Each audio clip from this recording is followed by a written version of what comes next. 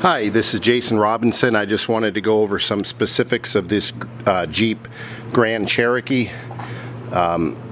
This is not going to be sold in our normal way, as if you've seen any of my other vehicles that I've had for sale for many years. The vast majority of them are certified pre-owned, 125 point inspected, absolutely needing nothing mechanically or cosmetically. Every once in a while I'll get a particular vehicle in like this and I will sell it safety inspected instead of certified pre-owned. And the reason is, at the end of the day, some of these older vehicles, they just have a kind of like a cult following, if you will. And in this case, this is an Overland. And we've sold many of these over the years. We know a lot about them, and we know that the type of buyer that is typically, not always, but typically going to buy an Overland, and some of the different things that those buyers like to do with the vehicles. So let me say it this way.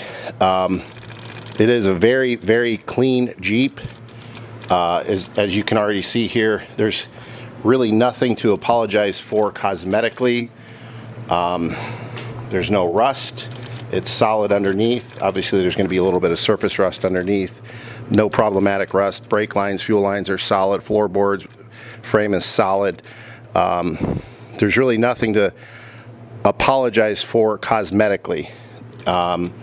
The rims have been polished and they're in really good shape. Obviously for the year you're going to have a little bit of pitting on this little edge right here, but the rims themselves are in excellent shape. I'm filming this in mid-March of 2015, so I mean this is essentially a 12-year-old vehicle according to model year and when it was manufactured. Almost a 13-year-old vehicle. So as far as finding an Overland out there that's 13 years old, you're really not going to find one a whole lot cleaner than this one cosmetically.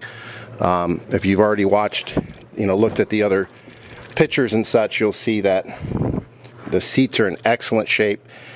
They're not ripped or torn, anything like that. There's no stains in the carpet. The interior is extremely clean. It's not ever been smoked in, anything like that. Reason we're selling it as is, right now we're remodeling our office.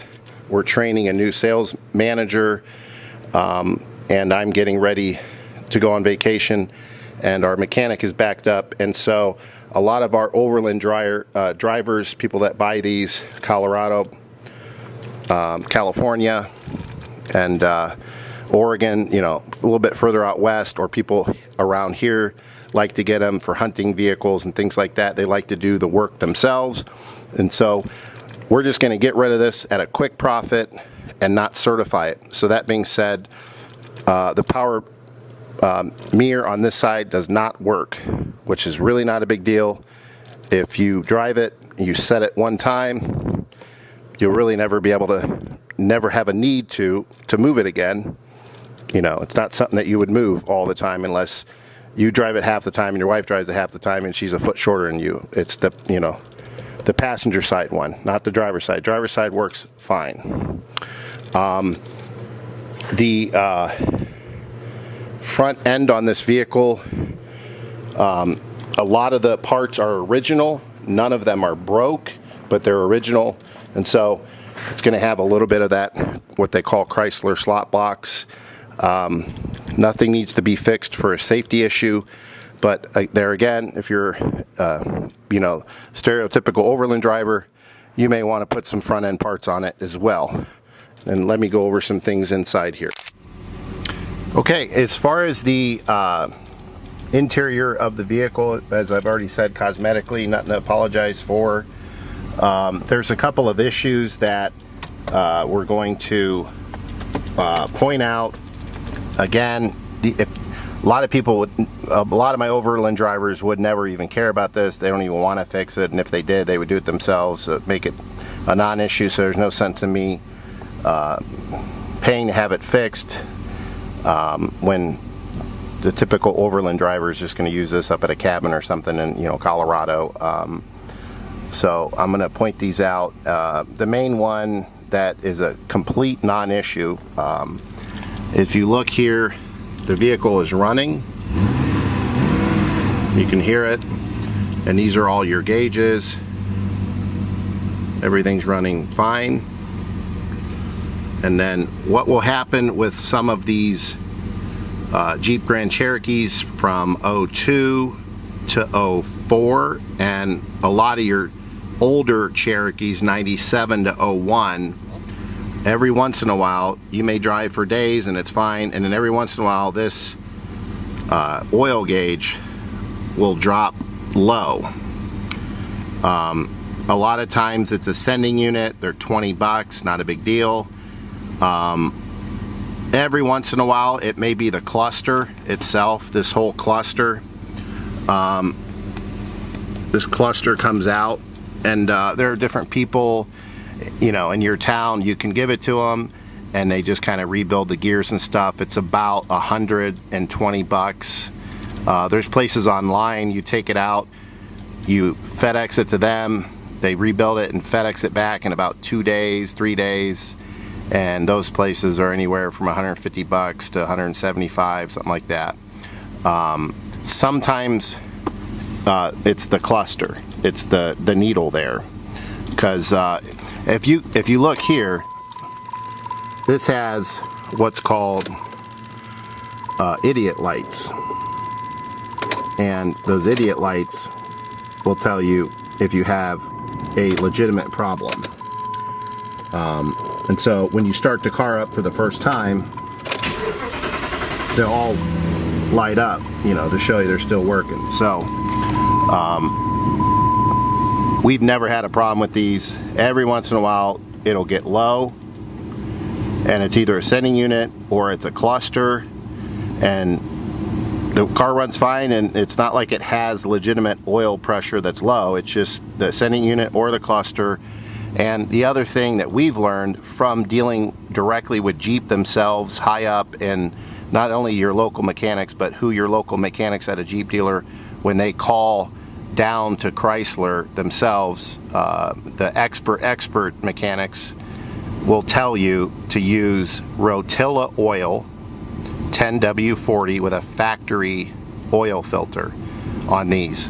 So a lot of times, if you put Rotilla, if you're getting your oil pressure, you know, if it's at about a quarter instead of at halfway, if you put Rotilla 10W40 with a factory filter in, that'll knock that out if that's what the problem is. Sometimes people get their oil changed at Walmart or something and they have an aftermarket oil filter, and for whatever reason it causes it to be about a quarter instead of half. So so that's one thing just to note. The second thing would be this little information center here is not working. Normally there's just a compass right here, and sometimes there's a thermostat here, sometimes there isn't. Everybody's got iPhones and smartphones nowadays, so not having a compass ain't really going to kill you. You got one on your phone at any time. The other issue with this vehicle is this power moonroof does not work.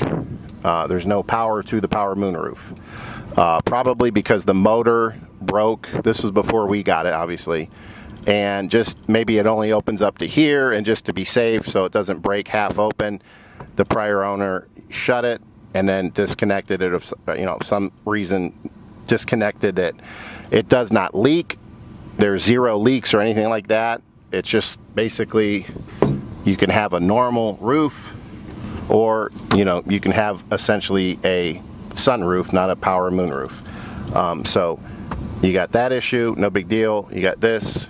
We're pricing all of this accordingly. We're going to price this. I mean, if you want to get this fixed, you can get a brand new one installed for about 800 bucks. You can get a factory one installed. It's going to be a lot more money. Or you could maybe get this fixed. It would be, you know, if you fix this one, who knows what it would be. It could be cheap, it could be big. I don't know. It's just not something I'm going to mess with as busy as I am right now.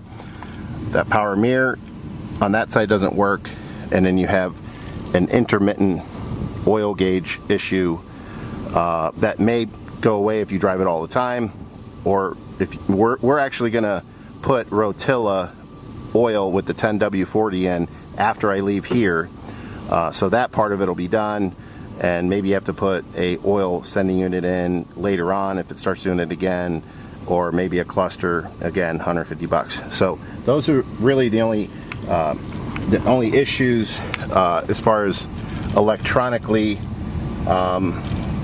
It's hard for me to tell right now because I'm inside a very warm heated garage. The last thing would be, I'm pretty sure that this heated seat is not working on high, but I'm not 100% sure because I'm hot, and this car, it's been on, the heat's been on in here and stuff, and it's not like I'm freezing and I could tell easily. So it's lighting up on low, it's just not lighting up on high. So what we've seen a lot is the low will work and the high won't, for whatever reason. Sometimes it might be a switch. There again, not a big deal for my typical overland buyer. If it's a big deal for you, the switches are very inexpensive, and a lot of times you can get the heating elements done aftermarket. You can buy them on eBay or Craigslist or something. Not a big deal. So really that's about it, is the heated seat issue. We always like to say that we don't guarantee heated seats because they may work when I do this video, but they may not work 2-3 weeks from now. There's just no method to the madness. So if you have any other questions, feel free to give me a call, 330-715-1555. Thank you. Transfer equivalency guides. One more thing that I just discovered is the two tweeters up here do not seem to be working as powerful as they should.